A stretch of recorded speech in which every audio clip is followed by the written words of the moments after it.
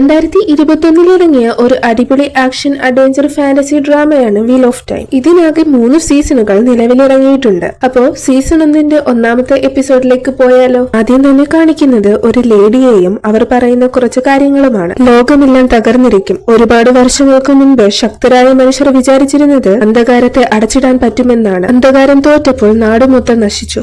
ഐസ്ഡായിലെ സ്ത്രീകൾ മാത്രമാണ് ഇതെല്ലാം നന്നാക്കാൻ അവശേഷിച്ചത്. ഈ ലോകത്തെ തകർച്ചയിലേക്ക് കൊണ്ടുപോയ ആളെ ഈ സ്ത്രീകൾ ഡ്രാഗൺ എന്ന് പേരിട്ടു. ഇപ്പോൾ ആ ഡ്രാഗൺ പുനർജനിച്ചു.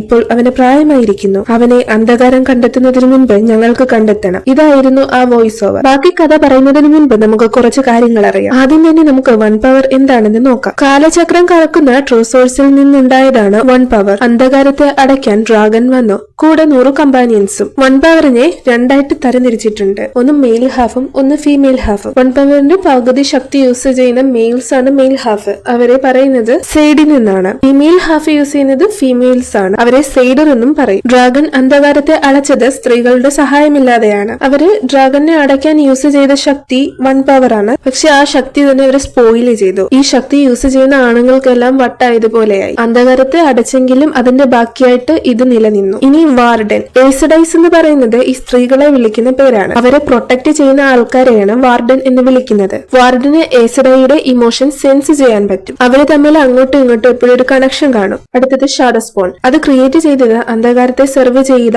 ആളാണ്. ഷാഡോസ്പോൺ എന്ന് പറയുന്നത് ഈവിൾ ക്രിയേച്ചേഴ്സ് ആണ്. ട്രോളോക്സ്, ഫേറ്റ്സ് ഇതെല്ലാം അതിൽ പെടുന്നവരാണ്. ട്രോളോക്സിന്റെ ബ്ലേഡില് ഒരു സൈസ് പോയിസൺ ഉണ്ട്. അത് ആ ബ്ലേഡ് കൊണ്ട് കുത്തു കിട്ടിയ ആളെ കൊന്നുകളയും. ഏസഡൈസ് ഒക്കെ പവർ ചാനൽ ചെയ്താണ് യൂസ് ചെയ്യുന്നത്. അങ്ങനെ ചാനൽ ചെയ്യുമ്പോൾ ആ ചാനൽ ചെയ്യുന്ന ആൾക്ക് ക്ഷീണവും ഒക്കെ ഉണ്ടാകും. പിന്നെ വിസ്ഡം എന്ന് പറയുന്നത് ഒരു ഗ്രാമത്തെ ലീഡ് ചെയ്യുന്നതും ഹീൽ ചെയ്യാനും ഒക്കെ ഒരു കഴിവുള്ള ഒരാളെയാണ് പറയുന്നത്. വിസ്ഡത്തിന് കല്യാണം കഴിക്കാനോ കുട്ടികൾ ഉണ്ടാകാനോ ഒന്നും പറ്റത്തില്ല. ഇനി നമുക്ക് കഥയിലേക്ക് പോകാം. അവിടെ നിന്ന് സീൻ കട്ടായി 2 പേർ ഓടുന്നതാണ് കാണിക്കുന്നത്. അവരുടെ പുറകെ റെഡ് കളർ ഡ്രസ് ഇട്ട കുറച്ച് സ്ത്രീകളും പുറകെ വരുന്നുണ്ട്. അവർ ഓടി ഒരു പാറയുടെ അടുത്തേക്ക് വരുമ്പോൾ അവിടെ നിന്ന് കല്ലുകൾ ഇടിഞ്ഞു വീണ് അതിലൊരാളുടെ ദേഹത്ത് വീഴുകയും പോകാനുള്ള വഴി അടയുകയും ചെയ്യുന്നു. കൂടെയുള്ളയാൾ അവിടെയുള്ള സ്ത്രീകളോട് ആ വീണു കിടക്കുന്ന ആളെ ഉപദ്രവിക്കരുതെന്ന് പറയുമ്പോൾ അതിലൊരു സ്ത്രീ, നീ ആരെപ്പറ്റിയാണ് പറയുന്നത്? ഇവിടെ നീ മാത്രമല്ലേ ഉള്ളൂ എന്ന് പറയുന്നു. അവൻ തിരിഞ്ഞു നോക്കുമ്പോൾ ആരെയും കാണുന്നില്ല. അവന് അങ്ങനെ ഒരാൾ ഉള്ളതായി തോന്നിയതാണ്. ആ സ്ത്രീ കുതിരയുടെ മുകളിൽ നിന്നിറങ്ങി, ഞാൻ നിനക്ക് ഒരു സമ്മാനം തരാൻ വന്നതാണ്. നിനക്കുള്ള ശക്തി സ്ത്രീകൾക്ക് വേണ്ടിയുള്ളതാണ്. അതിൽ നീ തൊട്ടാൽ ആ ശക്തി അശുദ്ധമാകും എന്ന് പറയുന്നു. ആ സ്ത്രീയുടെ കയ്യിൽ ഒരു മോതിരം നമുക്ക് കാണാം. അത്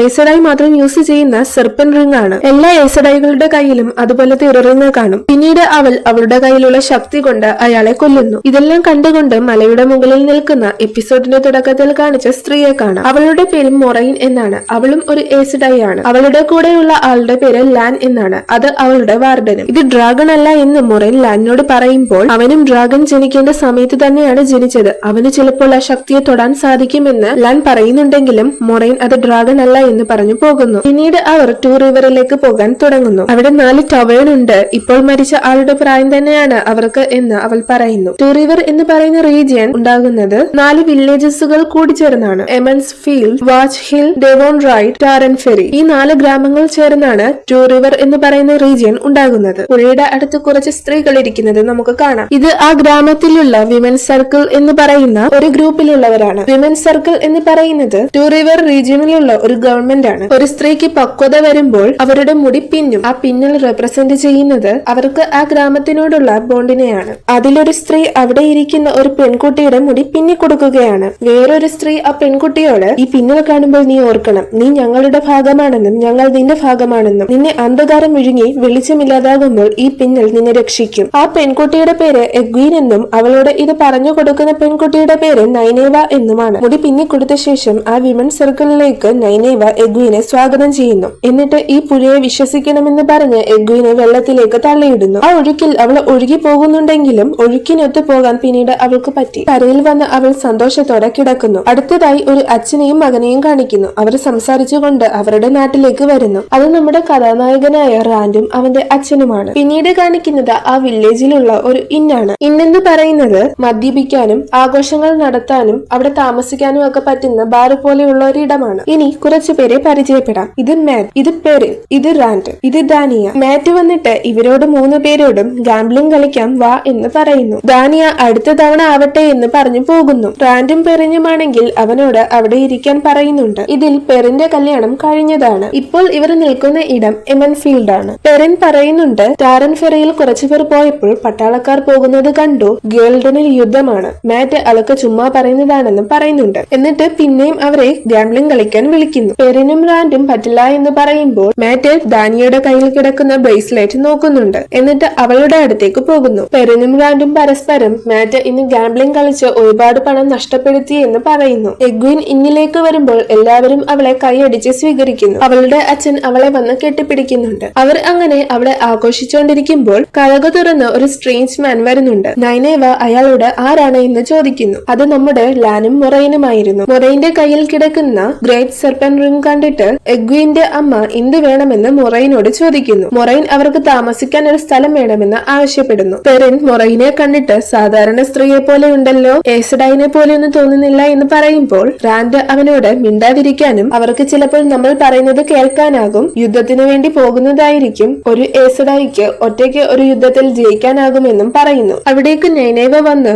അവർ എന്തുമാകട്ടെ അവർ പോയാലേ നമ്മൾ സുരക്ഷിതരാകൂ എന്ന് പറയുന്നു. എന്നിട്ട് അവൾ പെറിന്റെ വൈഫായ ലൈലയെ അന്വേഷിക്കുന്നുണ്ട്. പെറിൻ ആലയിലേക്ക് വരുമ്പോൾ ലൈല ഒറ്റയ്ക്ക് ജോലി ചെയ്യുന്നത് കണ്ട് അവളെ വഴക്ക് പറയുന്നുണ്ട്. എന്താണ് സെറിമണിക്ക് പോകാതിരുന്നതെന്നും ചോദിക്കുന്നുണ്ട്. മാറ്റ് വീട്ടിലേക്ക് വരുമ്പോൾ അമ്മ ഒറ്റയ്ക്ക് വെളിയിൽ നിൽക്കുന്നത് കണ്ട് എന്താണെന്ന് ചോദിക്കുന്നു. അപ്പോഴാണ് മാറ്റിന്റെ അച്ഛനും വേറൊരു സ്ത്രീയും നിൽക്കുന്നത് അവൻ കാണുന്നത്. അമ്മ അവിടെ കിടന്ന് അലയ്ക്കുമ്പോൾ അമ്മയെ അവൻ വീട്ടിൽ കൊണ്ടുവന്ന് കിടത്തുന്നു. അവന് 2 അനിയത്തിമാരുണ്ട്. അവന്റെ അമ്മ അവനോട് നീയും നിന്റെ അച്ഛനെ പോലെയാകും, നശിച്ചു പോകും എന്ന് പറയുന്നു. പിന്നീട് ഇൻ ക്ലീൻ ചെയ്യുന്ന എഗ്വിനും അവളുടെ പാരന്റ്സിനെയും റാൻഡിനെയും അച്ഛനെയുമാണ് കാണിക്കുന്നത്. അവിടെ വെച്ച് അവർ ഏസഡൈ യുദ്ധമൊന്നും ചെയ്യുകയില്ല, വൈറ്റ് ടവറിൽ ഇരുന്ന് അത് നിയന്ത്രിക്കുകയുള്ളൂ എന്ന് പറയുന്നു. റാൻഡിനോടും എഗ്വിനോടും പാത്രം ക്ലീൻ ചെയ്യാൻ പറഞ്ഞിട്ട് പാരന്റ്സ് പോകുന്നു. റാൻഡ് അവളോട് എന്താ അവോയ്ഡ് ചെയ്യുകയാണോ, ചടങ്ങ് എങ്ങനെയുണ്ടായിരുന്നു എന്നും ചോദിക്കുന്നു. അവൾ കൊള്ളാമെന്ന് പറഞ്ഞ് വേറെ എന്തോ പറയാൻ വരുമ്പോഴേക്കും റാൻഡ് അവളെ കിസ് ചെയ്യുന്നു. പിന്നീട് ലാനിനെയും മൊറൈനെയുമാണ് കാണിക്കുന്നത്. ലാൻ മൊറൈനോട് അവരിൽ ഒരാളാണോ ഡ്രാഗൺ എന്ന് ചോദിക്കുന്നുണ്ട്. ഈ നാട്ടിലെ വിസ്ഡം നൈനേവയാണ്. റാൻഡ് എഗ്വിനോട് വീണ്ടും ചടങ്ങ് എങ്ങനെയുണ്ടായിരുന്നു എന്ന് ചോദിക്കുമ്പോൾ എഗ്വിൻ പറയുന്നു, നൈനേവ് എഗ്വിനോട് അവളെ പോലെ എനിക്കും കാറ്റ് പറയുന്നത് കേൾക്കാൻ പറ്റും, ഒരു വിസ്ഡമാകാൻ ആവശ്യപ്പെട്ടു, ഞാൻ സമ്മതമൊന്നും പറഞ്ഞില്ല എന്നും പറയുന്നു. റാൻഡ് അവളോട് നീ വിസ്ഡമായി കഴിഞ്ഞാൽ നിനക്ക് കല്യാണം കഴിക്കാനോ കുട്ടികൾ ഉണ്ടാകാനോ പറ്റില്ല എന്ന് പറഞ്ഞ് അവളോട് പിണങ്ങി പോകുന്നു. പിന്നെ സീൻ കട്ടായി രാത്രിയുടെ ഇരുട്ടിൽ നിന്നും ഒരു മുഖംമൂടി വെച്ച കറുത്ത രൂപം എന്നിലേക്ക് നോക്കി കുതിരപ്പുറത്തിരിക്കുന്നതാണ് കാണിക്കുന്നത്. അടുത്ത ദിവസം കുട്ടികളെല്ലാം ഒരു കച്ചവടക്കാരന്റെ അടുത്തേക്ക് ഓടി വരുന്നുണ്ട്. ഇന്ന് ബെൽറ്റൈൻ എന്ന് പറയുന്ന ഒരു ഫെസ്റ്റിവൽ നടക്കുന്ന ദിവസമാണ്. ബെൽറ്റൈൻ എന്ന് പറയുന്നത് വിന്റർ കഴിയുമ്പോൾ സ്പ്രിങ്ങിനെ വരവേൽക്കാനായിട്ട് നടത്തുന്ന ഒരു ഫെസ്റ്റിവൽ ആണ്. ഈ സമയത്ത് ഗ്രാമത്തിലുള്ളവർ മരിച്ചു പോയവർക്ക് വേണ്ടി റാന്തലൊക്കെ കത്തിക്കും. കച്ചവടക്കാരനായ പാദിന്റെ അടുത്തേക്ക് മാറ്റ് വന്ന് ദാനിയയുടെ ബ്രേസ്ലെറ്റ് വിൽക്കാനായി കൊടുക്കുന്നു. അയാൾ പൈസ കുറച്ചേ തരത്തുള്ളൂ എന്ന് പറയുമ്പോൾ മാറ്റ് അയാളെയും തെറി വിളിച്ചു പോകുന്നു. ലാനും മൊറൈനും തെരുവിലൂടെ നടക്കുന്നതാണ് കാണിക്കുന്നത്. മൊറൈൻ ലാനിനോട് കണ്ണില്ലാത്തവർ അഥവാ ഐലസ് ഇവിടെ വന്നെന്ന് നിനക്ക് തോന്നുന്നുണ്ടോ, എന്നാൽ നമുക്ക് കുറച്ച് പണിയുണ്ടെന്ന് പറയുന്നു. രാത്രിയില് കുതിരപ്പുറത്ത് ഇരുന്നവരെ വിളിക്കുന്നതാണ് ഐലസ്. അവരെ ഫേറ്റ്സ് എന്നും വിളിക്കും. ഷാറസ്പോണിനെ പറ്റി പറഞ്ഞില്ലേ, അതിൽ പെടുന്നവരാണ് ഈ ഐലസ്. ഇവരെ നമുക്ക് ഫേറ്റ്സ് എന്നും വിളിക്കാം. പിന്നീട് കുന്നിന്റെ മുകളിൽ ഇരിക്കുന്ന റാൻഡിനെയാണ് കാണിക്കുന്നത്. എഗ്വിനും അവന്റെ കൂടെ വന്നിരിക്കുന്നുണ്ട്. റാൻഡ് എഗ്വിനോട് പറയുന്നു, ഇവിടെ ഇരിക്കുമ്പോൾ കല്യാണം കഴിച്ച് കുട്ടികളും ഭാര്യയുമായി ജീവിക്കുന്നത് ഞാൻ സ്വപ്നം കാണാറുണ്ട്. അതിനുശേഷം കുളം വൃത്തിയാക്കുന്ന നൈനീവിനെയാണ് കാണിക്കുന്നത്. അവളെ ഈ ഗ്രാമത്തിലെ പഴയ വിസ്ഡം എടുത്തു വളർത്തിയതാണ്. അവിടേക്ക് മൊറൈൻ വരുന്നുണ്ട്. അവൾ പഴയ വിസ്ഡത്തിന്റെയും നൈനീവയുടെ കാര്യവും പറയുമ്പോൾ പഴയ വിസ്ഡത്തിന് 13 വയസ്സുണ്ടായിരുന്നപ്പോൾ അവളുടെ ശക്തി മനസ്സിലാക്കി വൈറ്റ് ടവറിൽ ചെന്നപ്പോൾ അവിടെയുള്ള ഏസഡായി അവളുടെ വസ്ത്രവും സംസാര ശൈലിയും കണ്ട് അവളെ കളിയാക്കി തിരിച്ചുവിട്ടു. അവൾ വെറും ഒരു കുട്ടിയായിരുന്നു. അവൾ മരിക്കുന്നത് വരെ അത് മറന്നിട്ടില്ല എന്ന് നൈനേവും പറയുന്നു. മൊറൈൻ അവളോട് പറയുന്നു, നീ ചെറുപ്പമാണെങ്കിലും നല്ല ശക്തയാണെന്ന്.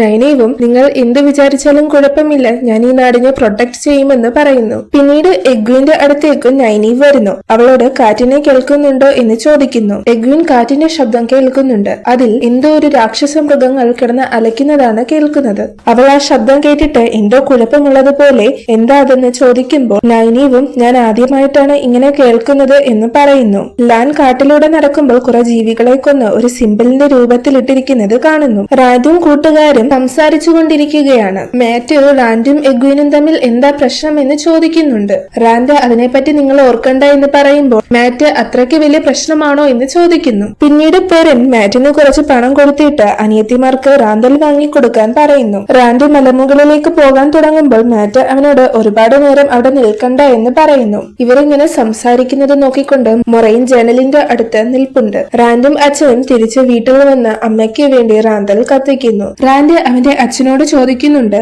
ഒരാളുടെ ആത്മാവിനെ തിരിച്ച് ലോകത്തിലേക്ക് കൊണ്ടുവരാൻ വീൽ ഓഫ് ടൈം അഥവാ കാലചക്രത്തിന് എത്ര സമയം വേണം? അച്ഛനും അയാൾക്കറിയില്ല, നമുക്ക് പറ്റുന്നത് ഈ ജീവിതം നല്ല രീതിയിൽ ജീവിക്കുക എന്നതാണ്. എത്ര വിഷമമുണ്ടെങ്കിലും മരിക്കേണ്ടി വന്നാലും ആസ്വദിക്കുക. കാലചക്രം ഒരിക്കലും അത് കറങ്ങുന്നത് നിർത്താറില്ല എന്ന് പറയുന്നു. ഗ്രാമത്തിലുള്ളവരും റാന്തൽ കത്തിച്ച് നദിയിലൂടെ ഒഴുക്കിവിടുന്നു. മൊറൈൻ ഇതെല്ലാം നോക്കിക്കൊണ്ട് നദിക്കരയിൽ നിൽക്കുന്നു. ഗ്രാമത്തിലുള്ളവരെല്ലാം പാട്ടുപാടിയും ഡാൻസ് കളിച്ചും ആഘോഷിക്കുന്നു. മൊറൈന്റെ അടുത്തേക്ക് ലാൻ വന്ന് ഫെയ്റ്റ്സിന്റെ കൂടെ ട്രോളോക്സും ഉണ്ടെന്ന് പറയുന്നു. ഫെയ്റ്റ്സും ട്രോളോക്സും അന്ധകാരത്തെ സെർവ് ചെയ്യുന്ന ഈവിൾ ക്രിയേച്ചേഴ്സ് ആണ്. ലാൻ നമുക്ക് പോകാമെന്നും പറഞ്ഞ് അവരിൽ ആരാണ് ഡ്രാഗൺ എന്ന് തിരിച്ചറിഞ്ഞോ എന്ന് ചോദിക്കുമ്പോൾ മൊറൈൻ ഇല്ല എന്ന് പറയുന്നു. പിന്നീട് എല്ലാവരും ഡാൻസ് കളിച്ചുകൊണ്ടിരിക്കുമ്പോൾ എഗ്വിന്റെ അടുത്ത് ഡാൻസ് കളിച്ച ചെറുക്കനെ ആരോ പുറകിൽ നിന്ന് കുത്തുന്നു. അത് ഒരു ട്രോളോക്സ് ആയിരുന്നു. മൃഗത്തിന്റെ തലയും മനുഷ്യന്റെ ശരീരവുമുള്ള രാക്ഷസ മൃഗം. പിന്നീട് ഒരുപാട് ട്രോളോക്സ് വന്ന് ആ നാട്ടിലുള്ളവരെ എല്ലാവരെയും കൊല്ലുന്നു. എഗ്വിൻ ഇത് കണ്ട് പേടിച്ചു നിൽക്കുമ്പോൾ നൈനീവ് അവളെ കൊണ്ടുപോയി ഒളിച്ചിരിക്കുന്നു. പെറിനും വൈഫും ആലയിൽ കയറി അതിന്റെ കള കടച്ചിരിക്കുന്നു. ഇതെല്ലാം കണ്ടുകൊണ്ട് നമ്മൾ മുൻപ് കണ്ട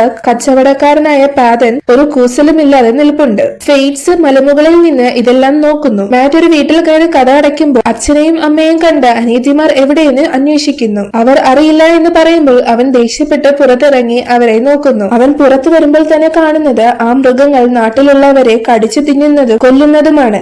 എഗ്വിനും നൈനീവും ഒരാളെ രക്ഷിക്കുന്നുണ്ട്. എന്നാൽ അയാളും മരിച്ചു പോകുന്നു. നൈനീവ് ചുറ്റിനും നോക്കുമ്പോൾ അവളുടെ ഗ്രാമത്തിലുള്ളവരെ വേട്ടയാടി കൊല്ലുന്ന മൃഗത്തെയാണ് കാണുന്നത്. റാൻഡും അച്ഛനും വീട്ടിൽ സംസാരിച്ചുകൊണ്ട് നിൽക്കുമ്പോൾ അവിടേക്കും ഒരു ട്രോളോക്ക് വന്ന് അവരെ അറ്റാക്ക് ചെയ്യുന്നു. അച്ഛൻ പെട്ടിയിൽ നിന്ന് സിംബലുള്ള ഒരു വാൾ എടുത്ത് ആ ട്രോളോക്കുമായി ഫൈറ്റ് ചെയ്യുന്നു. റാൻഡ് ഇതെല്ലാം കണ്ട് എന്താ സംഭവം പോലും അറിയാതെ നിൽപ്പുണ്ട്. അയാൾ ഫൈറ്റ് ചെയ്യുന്നുണ്ടെങ്കിലും അയാളെ കീഴ്പ്പെടുത്തി ട്രോളോക്ക് കൊല്ലാൻ തുടങ്ങുമ്പോൾ റാൻഡ് ആ ജീവിയെ പുറകിൽ നിന്ന് കുത്തിക്കൊല്ലുന്നു. എന്നാലും റാൻഡ് അച്ഛനെ വെട്ടുകൊണ്ടായിരുന്നു. ട്രോളോക്സിന്റെ ബ്ലേഡിലുള്ള പോയിസൺ കാരണം അദ്ദേഹം തളർന്നു പോകുന്നുണ്ട്. അച്ഛൻ അവനോട് ഇവിടുന്ന് പോയി രക്ഷപ്പെടാൻ പറയുന്നുണ്ടെങ്കിലും അവൻ അച്ഛനോട് നമുക്ക് നൈനീവിന്റെ അടുത്ത് പോകാമെന്ന് പറയുന്നു.